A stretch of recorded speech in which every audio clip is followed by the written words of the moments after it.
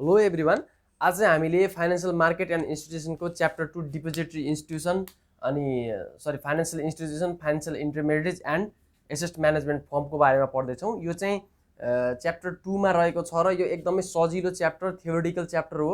र योदेखि चाहिँ हामीलाई अहिलेसम्मको प्याटर्न हेर्नुपर्दा 2075 देखि 77 सम्म नै रेगुलर 10 मार्क्सको क्वेसन सोधिरहेको छ। त्यसै कारणले गर्दा यो च्याप्टर एकदम इम्पोर्टेन्ट पनि छ, किनभने एफआइएममा हजुरहरूले थ्योरी चाहिँ एउटा गर्नु नै पर्ने केस, 10 मार्क्सको क्वेसनमा चाहिँ एउटा थ्योरी गर्नु नै पर्ने केस आउँछ प्रायः जसो। त्यो भएर चाहिँ थ्योरीलाई पनि उत्तिकै इम्पोर्टेन्ट दिनु होला। र अब हामीले ढिला नगरी सुरु गरौँ। यसमा फाइनेन्शियल इन्स्टिट्युसनको बारेमा जानौँ है। फाइनेन्शियल इन्स्टिट्युसन भनेको यस्तो इन्स्टिट्युसन हो जसले चाहिँ फाइनेन्शियल सर्भिसको के गर्छ, किनबेच गर्छ के, producing and selling financial services है। जस्तै फाइनेन्शियल सर्भिस भनेको के भयो है, डिपोजिटहरू गर्ने अनि तपाईँको इन्सुरेन्सहरू, यो रिलेटेड कामहरू गर्ने भनेको फाइनेन्शियल सर्भिस भयो। भनेको financial producing and selling of financial product है। फाइनेन्शियल प्रोडक्टलाई प्रोड्युसिङ र सेलिङ गर्ने, अरू जस्तो अरू कम्पनीहरूले, अरू म्यानुफ्याक्चरिङ फर्महरूले जसरी प्रोड्युसिङ एन्ड सेलिङ गरेर पैसा कमाउँछ, त्यसै गरी फाइनेन्शियल इन्स्टिट्युसनले चाहिँ फाइनेन्शियल प्रोडक्टको प्रोड्युसिङ र सेलिङ गर्छ, त्यस्तोलाई भन्छ फाइनेन्शियल इन्स्टिट्युसन। फाइनेन्शियल इन्स्टिट्युसन चाहिँ दुई टाइपको हुन्छ है। डिफिनेसन फाइनेन्शियल इन्स्टिट्युसनको आयो भने त्यसरी लेख्ने है। The institution which is engage in producing and selling of financial asset अर्थात् financial product is known as financial institution. Financial institution is broadly classified in two types. केमा हो, एउटा डिपोजिटरी, एउटा नन डिपोजिटरी। डिपोजिटरी इन्स्टिट्युसन भनेको यस्तो हो जसले चाहिँ पब्लिकसँग डिपोजिट एक्सेप्ट गर्छ, जस्तै कमर्सियल ब्याङ्कहरू है। अनि नन डिपोजिटरी इन्स्टिट्युसन भनेको यस्तो जसले पब्लिकसँग डिपोजिट एक्सेप्ट गर्दैन, त्यो भनेको के भयो, इन्सुरेन्स कम्पनीहरू। त्यसपछि हामी सिधै service provided by financial institution जाउँ। अब त्यो जुन हामी फाइनेन्शियल इन्स्टिट्युसनको भर्खर कुरा गऱ्यौँ, अब त्यसले के सर्भिस प्रोभाइड गर्छ त है, हामी त्यो कुरा गरौँ। त्यसपछि त्यसले सर्भिस प्रोभाइड गर्ने भनेको ट्रान्सफर्मिङ द फाइनेन्शियल एसेट। त्यसले चाहिँ के गर्ने भयो, फाइनेन्शियल एसेट्सलाई ट्रान्सफर गर्ने भयो। भनेको हामीसँग जम्मा गर्छ क्यास, सपोज एउटा इन्सुरेन्स कम्पनीको इक्जाम्पल लिउँ। कुनै इन्सुरेन्स कम्पनीले हामी सबैसँग क्यास जम्मा गर्यो, त्यसलाई त लगेर उसले कतै इन्भेस्टमेन्ट गर्छ नि, त्यसलाई के भयो, ट्रान्सफर्म गर्यो कि हाम्रो क्यासलाई उसले अरू एसेट्समा ट्रान्सफर गर्यो। भनेको हाम्रो फाइनेन्शियल एसेट्सलाई चाहिँ के गर्छ, ट्रान्सफर गर्ने काम गर्छ service provided by financial institution. हेर्नु है, ध्यान दिनु। अर्को एक्सचेन्जिङ अफ फाइनेन्शियल एसेट्स, जस्तो ब्रोकर कम्पनीहरू है। ब्रोकर कम्पनीहरूले के गर्छ, फाइनेन्शियल एसेट्सको एक्सचेन्ज गर्ने, किनबेच गर्ने काम गर्छ।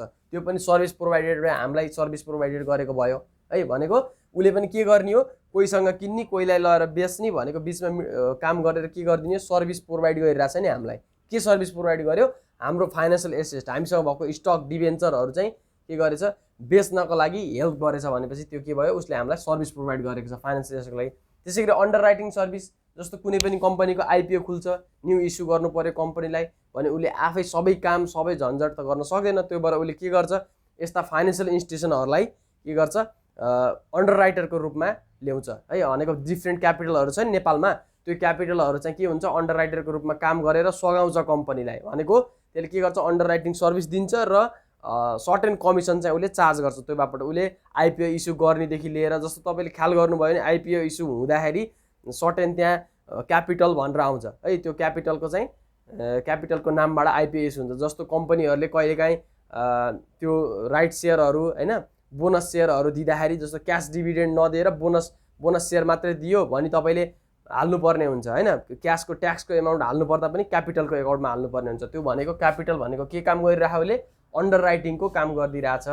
उसले कम्पनीले डाइरेक्ट पब्लिकसँग हामीसँग पुग्न नसक्ने भएर उसले बिचमा बसेर कम्पनीसँग पनि समन्वय गरेर यता हामीलाई पनि हेल्प गरिरहेछ। भनेको त्यो क्यापिटल के भयो, अन्डर राइटर भयो। र उनीहरूले के गरिरहे, अन्डर राइटिङ सर्भिस प्रोभाइड गरिरहे हामीलाई। अर्को investment advice, different portfolio management फर्महरूले के गर्छ, हामीलाई इन्भेस्टमेन्ट एडभाइस दिने गर्छ। जस्तै आजकल त फेसबुकहरूमा पनि डिफ्रेन्ट क्यापिटलहरूले है इन्भेस्टमेन्ट गर्नुपर्छ, इन्भेस्टमेन्ट यस्तो डिम्याट एकाउन्टको बारेमा यताउता भिडियो बनाएर राख्न लागिसकेको छ। त्यो भनेको इन्भेस्टमेन्ट एडभाइस दिएको, हामीलाई सर्भिस प्रोभाइड गरेको नि त्यो पनि। भनेको अर्को म्यानेजमेन्ट अफ पोर्टफोलियो। अब डिफ्रेन्ट क्यापिटलहरूले त यो म्यानेजमेन्ट अफ पोर्टफोलियो भनेको हाम्रो पोर्टफोलियोलाई के गर्छ, म्यानेज गरिदिने काम पनि गरिरहेको हुन्छ। भनेको हामीले सर्टेन पैसा तिर्यौँ भने उनीहरूको डिफ्रेन्ट प्याकेजहरू हुन्छ, अनि उनीहरूको एकदम हाई प्रोफेसनलहरूले चाहिँ के गर्छ, हाम्रो पोर्टफोलियोलाई हेरेर म्यानेज गर्ने काम गर्छ है। सर्भिस प्रोभाइडेड बाई फाइनेन्शियल इन्स्टिट्युसनमा यति नै लेखे हुन्छ। त्यसपछि अर्को छ रोल अफ फाइनेन्शियल इन्टरमिडिएट्स। इन्टरमिडिएट्स भनेको जानु पहिला है। इन्टरमिडिएट भनेको यस्तो मिडलम्यान हो। मिडलम्यान भनेको फाइनेन्सियल इन्स्टिट्युसन जस्तै भयो तर मिडलम्यान। यसको एक्सप्लेनेसन फेरि अलिकति फरक तरिकाले गरिदिने के। मिडलम्यान इन्टरमिडिएट्स आयो नि है। इन्टरमिडिएट्स भन्दाखेरि फाइनेन्सियल इन्स्टिट्युसन एउटा फाइनेन्सियल इन्टरमिडिएट्स भनेको यस्तो मिडलम्यान हो जसले सरप्लस सेक्टरको पैसालाई चाहिँ कहाँ लगेर जान्छ, डिफिसिट सेक्टरमा लगेर प्रोभाइड गर्छ भनेको। त्यसले बिचमा बसेर सरप्लस भनेको जहाँ पैसा बढी बस्छ त्यहाँबाट ल्याउँछ र जहाँ पैसा कम छ जस्तो बिजनेसहरूलाई पैसा चाहिन्छ, हाउस होल्डहरूले के गर्छ, पैसा डिपोजिट गर्छ। त्यो डिपोजिट गरेको पैसालाई लिएर उसले लगेर कहाँ प्रोभाइड गर्छ, उसले लगेर प्रोभाइड गर्छ डिफिसिट सेक्टर, जहाँ पैसा चाहिएको छ, जहाँ लोन चाहिएको छ त्यहाँ प्रोभाइड गर्नेलाई फाइनेन्सियल इन्टरमिडिएट्स भन्छ। मेन कुरा त्यो बुझ्नु पर्यो है। त्यसपछि obtain the fund from surplus unit by issuing financial claims। Different financial क्लेमहरू चाहिँ के गर्छ, इस्यु गरेर चाहिँ उसले सरप्लस युनिटदेखि पैसा जम्मा गरेर कहाँ लगेर प्रोभाइड गर्छ, डिफिसिट सेक्टरमा प्रोभाइड गर्छ। त्यो बुझ्नु पर्यो। अब उसको रोल के छ त? उसको रोल भनेको एउटा प्रमुख रोल भनेको प्रोभाइड पेमेन्ट मेकानिजम। हामीलाई के गर्छ, पेमेन्ट कसरी गर्ने भन्ने पेमेन्ट एउटा प्रमुख पेमेन्टको त्यसले चाहिँ सजिलो बाटो एउटै द्वार सोर्स बनाइदियो। अर्को रिड्युसिङ द रिस्क भ्या डाइभर्सिफिकेसन। उसले चाहिँ डिफ्रेन्ट सेक्टरमा इन्भेस्टमेन्ट गरेर के गरिदियो, रिस्क चाहिँ डाइभर्सिफाइड गरिदियो। Help the business in raising fund. अर्को बिजनेसलाई फन्ड रेज गर्न चाहियो, सेम लाइक माथिको सर्भिस फाइनेन्सियल इन्स्टिट्युसन जस्तै है। फन्ड रेज गर्नु पर्यो, अन्डर राइटिङ सर्भिसबाट पनि पाइने भयो हैन। अर्को कुरा के हुने भयो, लोनहरू चाहिन्छ नि। लोनहरू कहाँदेखि लिने त भनेको डिफ्रेन्ट ब्याङ्क फाइनेन्सियल इन्टरमिडिएट्सहरूदेखि एज अ लोनको रूपमा ल्याइयो। Allocating the saving into investment. सेभिङलाई इन्भेस्टमेन्टमा चेन्ज गर्न रोल हुन्छ अरे, त्यसको हेल्प गर्छ भनेको। हाम्रो सेभिङलाई के गर्यो, उसले कहिले इन्भेस्ट गर्यो, उसले लगेर हामीले ब्याङ्कमा राखेको पैसा त उसले ब्याङ्कमा त्यत्तिकै एज अ क्यास त राख्दैन भनेको। त्यो हामीले जुन डिपोजिट गरेको पैसा हुन्छ त्यो पैसालाई के गर्छ, उसले लगेर इन्भेस्टमेन्ट गर्छ भनेको। सेभिङलाई केमा चेन्ज गर्यो, इन्भेस्टमेन्टमा चेन्ज गर्यो। उसले डिफ्रेन्ट स्टकहरूमा, बोन्डहरूमा, रियल इस्टेटमा है त्यो कुराहरूमा इन्भेस्टमेन्ट गर्न सक्यो। अर्को म्याचुरिटी इन्टरमिडिएसन। अब म्याचुरिटी इन्टरमिडिएसन भनेको फाइनेन्सियल इन्टरमिडिएटले म्याचुरिटी इन्टरमिडिएसन कसरी गर्छ भने, जस्तो मसँग पैसा अलिकति इनफ छ, मैले पैसा राख्न जाँदैछु ब्याङ्कमा, मैले राखेँ 1 वर्षको लागि एफडीमा राखेँ पैसा है। जस्तो कुनै ब्याङ्कलाई, कुनै बिजनेस अर्गनाइजेसनलाई पैसा चाहिएको छ, उसले चाहिँ फेरि पैसा चाहिँ उसले 10 वर्षको टर्म लोन चाहिएको छ। अब मेरो म्याचुरिटी पिरियड जम्मा 1 वर्ष छ, उसको फेरि कति छ, 10 वर्ष छ भनेको। जस्तो हामी बिच डाइरेक्ट कन्ट्याक्ट भएको त हाम्रो त कुरै मिल्थेन नि। मलाई 1 वर्षलाई मात्रै मैले राख्ने पैसा, त्यसपछि मलाई नै चाहिन्छ भनेछु।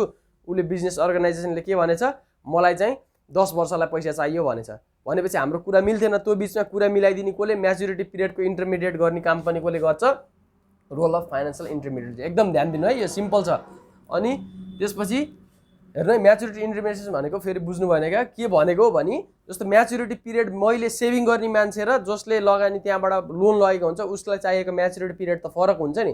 त्यो फरक म्याचुरिटी पिरियडलाई मिलाइदिने काम, इन्टरमिडिएट गर्ने काम चाहिँ कसले गर्छ, बिचमा बसेर फाइनेन्सियल इन्टरमिडिएट। त्यसपछि cost of contracting and information processing भनेको तपाईँको मैले सिधै बिजनेस अर्गनाइजेसनलाई गएर लोन दिन लाएँ भने कति लफडा हुन्छ, लयर खोज्न पर्यो, कन्ट्र्याक्ट गर्नु पर्यो, विभिन्न धेरै कुरा हुन्छ नि डाइरेक्ट लोन दिनको लागि त। इफ फाइनेन्सियल इन्टरमिडिएट नभएको भयो भन्ने केसमा त्यसरी एक्सप्लेनेसन गर्नु पर्यो है। अब फाइनेन्सियल इन्टरमिडिएट भएपछि के भयो, मसँग त्यो बिजनेस अर्गनाइजेसनसँग सम्पर्कै छैन, मैले ब्याङ्कमा लगेर पैसा जम्मा गरेछु, त्यो ब्याङ्कले लगेर उता लगेर इन्भेस्टमेन्ट गरेछ, त्यो जिम्मेवारी पनि ब्याङ्क नै छ, मेरो पैसाको जिम्मेवारी पनि ब्याङ्क नै छ भनेको। यसले के गर्छ, फाइनेन्सियल इन्टरमिडिएट स्पेसली कन्ट्र्याक्टिङ र इन्फर्मेसन प्रोसेसिङको कस्टलाई चाहिँ एकदम मिनिमाइज गर्ने काम गर्छ। यति कुराहरू चाहिँ रोल अफ फाइनेन्सियल इन्टरमिडिएट्समा है सम्झिन्छ। यो सर हेऱ्यो भने सम्झिन्छ। त्यसपछि टाइप्स अफ लाइबिलिटिज भन्छ, एकदम ध्यान दिनु, यो सजिलो छ। लाइबिलिटिज के हो भन्ने कुरा हुन्छ। जस्तो टाइप 1, टाइप 2, टाइप 3, टाइप 4 हुन्छ। सबैमा टाइमिङ अमाउन्ट लेख्ने। त्यसपछि टाइप 1 मा टाइमिङ पनि फिक्स हुन्छ, नोन सर्टेन, एमाउन्ट पनि सर्टेन, टाइमिङ पनि सर्टेन। टाइप 4 मा चाहिँ टाइमिङ पनि अननोन अनसर्टेन, एमाउन्ट पनि अननोन अनसर्टेन भयो हैन है। टाइप 1 मा के भयो, टाइमिङ पनि सर्टेन भयो, एमाउन्ट पनि सर्टेन भयो, थाहा हुन्छ पहिले टाइमिङ पनि यति टाइमको लागि अनि एमाउन्ट पनि यति टाइमको लागि भन्ने भयो, यति एमाउन्ट भन्ने भयो, फिक्स भयो। टाइप 4 मा चाहिँ के हुन्छ, टाइमिङ अननोन हुन्छ, टाइमिङ पनि थाहा हुन्न, एमाउन्ट पनि थाहा हुन्न है। टाइमिङ अमाउन्टमा रिलेटेड भएर एक्सप्लेन गर्ने। अब टाइप 1 लाइबिलिटिज भनेर आयो भने के लेख्न पर्यो, the liabilities whose timing is certain and amount of cash outlay is also certain is called type 1 liabilities लेख्न पर्यो। त्यसैले एक्सप्लेनेसन गर्ने। अनि अब टाइप 2 र यो दुईटा भइहाल्यो। टाइप 2 र टाइप 3 भनेको टाइमिङ अननोन, एमाउन्ट नोन हुन्छ। टाइप 2 मा टाइमिङमा फेरि नोन अननोन, ट्याक्कै उल्टो है। टाइप 2 मा अननोन नोन, यसमा नोन अननोन ट्याक्क सम्झिने, माथिको नोन नोन अननोन अननोन, टाइमिङ एमाउन्ट लेख्ने, सबैमा यसरी बनायो भने मजाले यो चारवटै कुरा घोक्न सक्यो। जस्तो टाइमिङ पनि फिक्स भएको, एमाउन्ट पनि फिक्स भएको, के भयो फिक्स डिपोजिट भयो। टाइमिङ अननोन एमाउन्ट नोन भनेको के भयो लाइफ इन्सुरेन्स पोलिसी भयो। टाइमिङ चाहिँ कहिले हो भन्ने थाहा हुँदैन, तर एमाउन्ट चाहिँ यति पाइन्छ भन्ने फिक्स हुन्छ नि। जस्तो कसै मान्छेको डेथ कहिले हुन्छ भन्ने त थाहा हुँदैन, भनेको टाइमिङ अननोन भयो। लाइफ इन्सुरेन्स पोलिसी गर्नुभयो, तपाईँ मर्नु भयो भने यति पाइन्छ भन्छ, भनेको पैसा त फिक्स भयो, तर कहिले मर्ने त कहिले हो टाइमिङ चाहिँ अननोन भयो। त्यसै गरी टाइमिङ नोन, टाइम थाहा भयो तर पैसा अननोन भयो। Certificate of deposit issued on floating interest rate भनेको चेन्जेबल इन्ट्रेस्ट रेटमा सर्टिफिकेट अफ डिपोजिट इस्यु भयो भने त्यसलाई फेरि के भन्छ, टाइमिङ चाहिँ फिक्स हुन्छ। जस्तो 2 वर्षको लागि सर्टिफिकेट अफ डिपोजिट इस्यु हुन्छ, तर एमाउन्ट चाहिँ अननोन हुन्छ, किनभने फ्लोटिङ इन्ट्रेस्ट रेट हो। त्यसै गरी टाइप 4 लाइबिलिटिजमा फेरि टाइमिङ पनि थाहा हुन्न, एमाउन्ट पनि थाहा हुन्न, भनेको प्रोपर्टी र अटोमोबाइल इन्सुरेन्सहरूको केसमा चाहिँ यस्तो आउन सक्छ। त्यसपछि अर्को रिस्कको बारेमा छ। रिस्क चाहिँ हामीलाई स्पेसल्ली एकदम यो च्याप्टरबाट इम्पोर्टेन्ट भनेको यो दुईवटा यो 3टा कुराहरू चाहिँ एकदम ख्याल गर्नुपर्ने कुराहरू छ। त्यसपछि यो त यत्तिकै सम्झिहाल्छ आफै। अब रिस्कको बारेमा पनि हल्का एक्सप्लेनेसन गरेको छ कन्सर्न रेगुलेटर्स भनेर। जस्तो नेपाल राष्ट्र ब्याङ्कले चाहिँ आफ्नो मातहतमा राखेर चाहिँ विभिन्न फाइनेन्सियल इन्स्टिट्युसन इन्टरमिडिएटहरूको रिस्कको बारेमा हेर्छ। त्यो रिस्कहरू चाहिँ credit risk, credit concentration risk, कहिलेकाहीँ सर्ट नोट्समा 2 मार्क्समा आउन सक्छ। Operational risk, market risk, liquidity risk भन्छ। लङमै आयो भने पनि हामी मजाले लेख्न सक्यो। क्रेडिट रिस्क भनेको जस्तो इन्डिभिजुअल कोही कसैलाई दियो पैसा, त्यहाँबाट रिटर्न नहुन सक्छ। जस्तो तपाईँलाई मैले फाइनेन्सियल इन्स्टिट्युसनले तपाईँलाई 1 लाख रुपियाँ दियो 3 वर्षको लागि, अथवा 10 लाख रुपियाँ दियो 3 वर्षको लागि, त्यो चाहिँ तपाईँले टाइममा रिटर्न गर्नु भएन, क्रेडिट रिस्क भयो। क्रेडिट कन्सन्ट्रेसन रिस्क भनेको फेरि त्यो फाइनेन्सियल इन्स्टिट्युसनले कुनै एउटा सेक्टरमा एकदम इन्भेस्टमेन्ट गरेको थियो, त्यहाँदेखि चाहिँ पैसा नै आएन भने त्यसलाई क्रेडिट कन्सन्ट्रेसन रिस्क भन्यो। अपरेसनल रिस्क भनेको डेली अपरेट गर्ने काममा एकदम इफिसियन्ट नभएर डेली अपरेसनमा चाहिँ के भयो, त्यहाँबाट रिस्क एराइज हुनेलाई अपरेसनल रिस्क भन्यो। मार्केट रिस्क भनेको मार्केटमा अरू कम्प्युटरहरूको लगायत रिलेटेड रिस्कलाई फेरि मार्केट रिस्क हुने भयो। लिक्विडिटी रिस्क भनेको आफूसँग भएको डिफ्रेन्ट सेक्युरिटिजहरूलाई टाइममा बेच्न नसकेर एराइज हुने रिस्कलाई लिक्विडिटी रिस्क भयो। यो नर्मल कन्सेप्ट सर बुझे पुग्छ यसलाई है।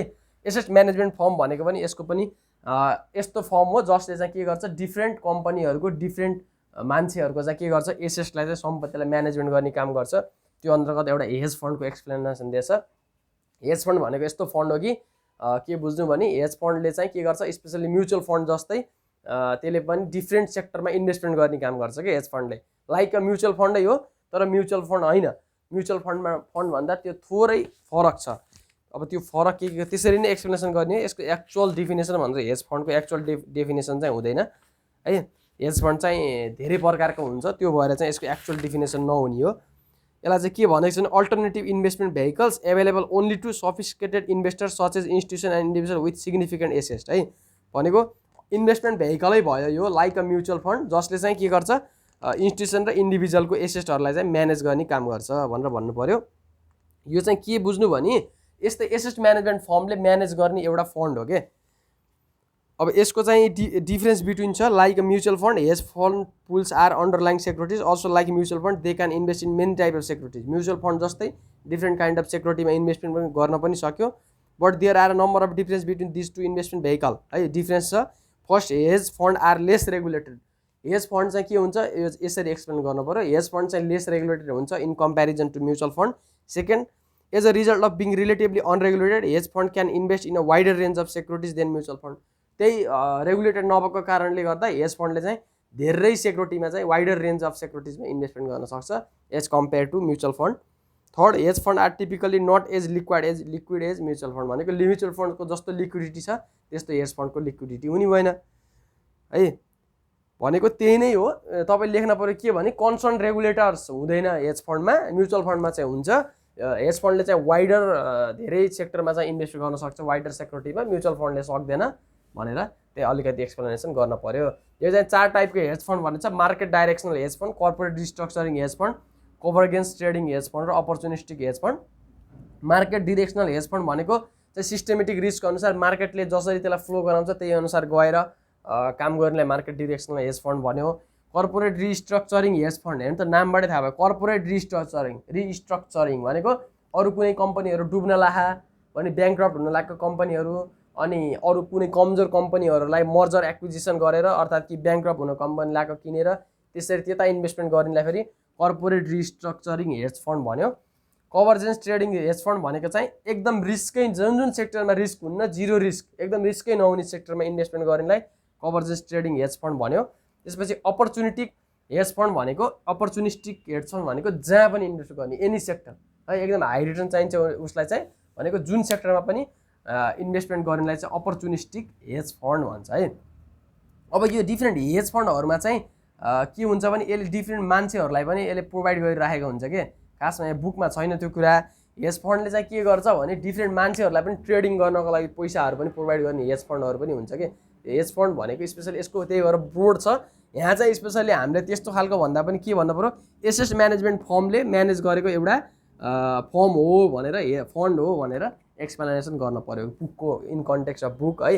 नत्र यो हेज फन्डहरूले खास एक्चुअलमा के पनि गर्छ भने जस्तो तपाईँ एकदम फरेक्स ट्रेडिङहरू अनि स्टक मार्केटमा इन्भेस्टमेन्टहरू गर्नुहुन्छ भने तपाईँलाई उसले सर्टेन क्राइटेरिया पुरा गरिसकेपछि सर्टेन पैसा पनि दिन्छ के।